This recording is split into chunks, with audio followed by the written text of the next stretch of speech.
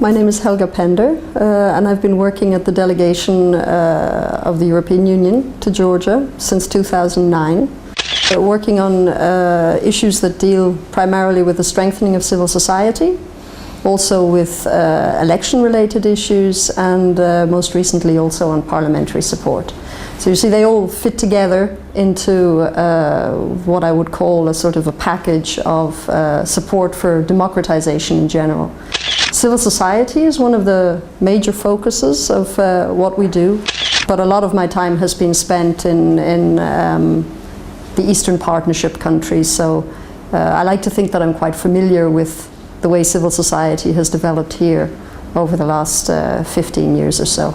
People didn't speak so much about organizations, they spoke about people, as if the organization was that person. That would, I think, tell a very bad story about Georgian civil society, because, I mean, you've seen after the Rose Revolution and to a little bit after the changing government now in October 2012, that people leave from civil society and they go to the government. And if the organizations are dependent on one person, then it becomes very difficult to sustain an organization. Over the last year, I think quite a lot of development in civil society. You have this phrase that people grow with the tasks that they are given.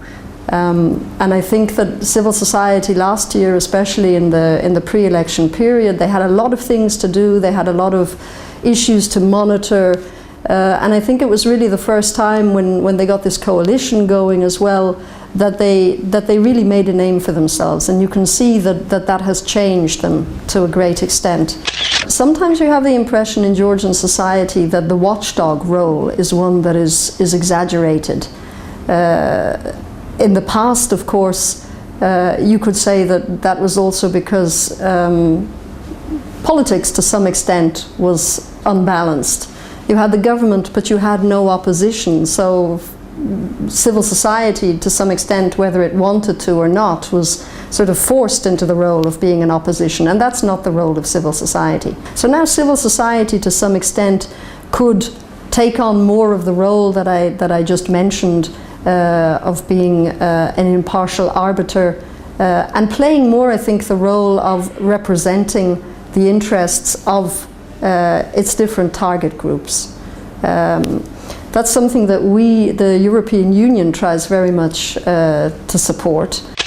One other thing that the European Union will be looking at particularly also on the local level, is trying to increase the representativity of civil society organizations.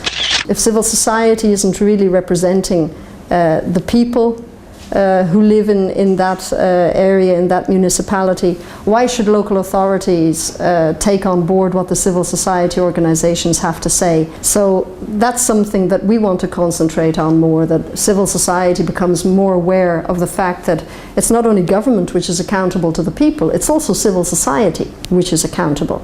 And that's something that has been largely left on the back burner, I think, over the last few years. The European Union wants to look more at not having this sort of competition on the local level between civil society on the one hand and local authorities, and who is better and who can do more for the people, but to also get them to form alliances where they see that they have common interests which they can represent then already to the national government to actually make changes in their local area. If you ask me about some of the specific projects we've had where I've really seen progress and where I've been proud actually of what we've done, two of them very much spring to mind. One of them is the media monitoring project, which we have been supporting already since 2010. One of the major goals of that was to train Georgian civil society organizations to act as competent media monitors. We saw that in 2010 there was really a lack of that sort of capacity in the country.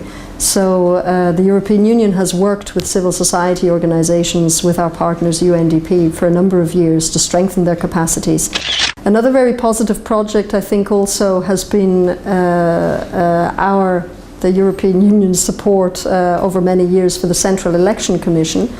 And there we have monthly meetings which bring together all sorts of organizations that work on electoral issues, whether it be on the side of the state or whether it be on the side of civil society or of the international community. If you were to look at the level of awareness in Georgian society as a whole regarding Eastern Partnership and the changes, the benefits that the signature of these agreements will bring, then obviously there is still a lot to be done.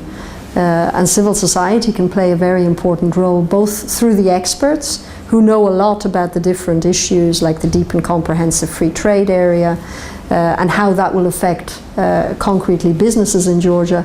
There is still a lot that they could be doing and that the European Union could be supporting them to do in order to inform people about the benefits and the changes that are coming.